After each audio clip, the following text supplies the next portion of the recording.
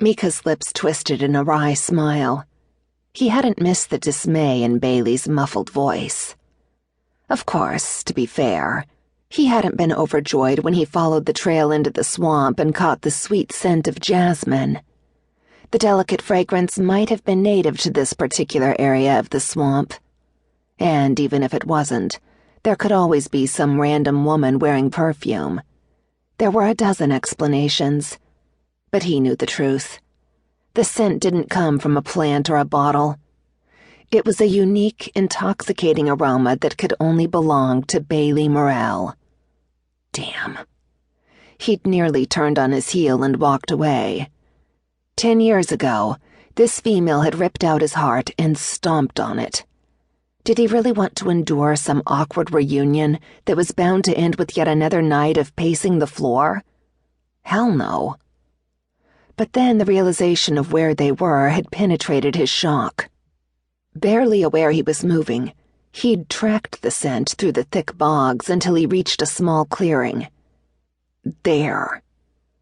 His heart slammed with painful recognition. Nothing had changed. The curls that were so pale they looked silver in the gathering shadows remained a riotous, untamed halo around her head. Her pretty heart-shaped face with the wide mint-green eyes and slightly up-tilted nose still gave her the image of a charming urchin.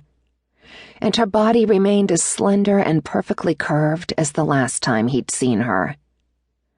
A dangerous brew of regret and lust and yearning churned through him, but it was the overriding anger at the knowledge she was waltzing through the swamp as if nothing could hurt her that won top billing on his emotional meter.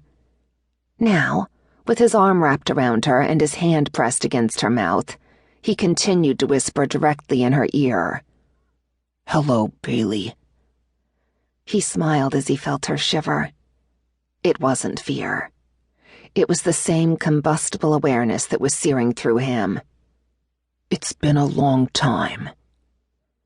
For a gut-wrenching second, Mika sensed the beautiful healer soften in his arms. Her back pressed intimately against his chest as his hand rested on the flat plane of her stomach, which was left bare by the indecently skimpy halter top. A moan lodged in his throat, a brutal need that he hadn't felt for 10 long years clenching his body. He desperately wanted to bury his face in the satin halo of jasmine-scented curls, while his hand slid beneath the teeny-tiny top to cup the soft swell of her breast.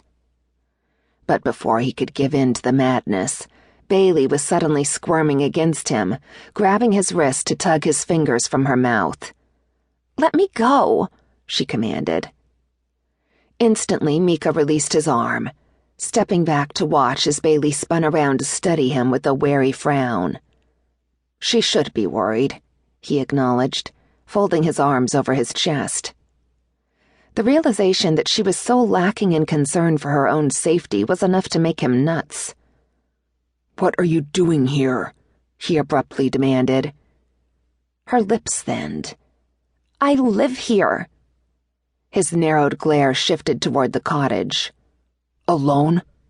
"None of your business," she snapped. It really, really wasn't, but that didn't stop the urgent need to know. "It's a simple question." His voice was carefully stripped of emotion and his expression unreadable. "Yes, I live alone."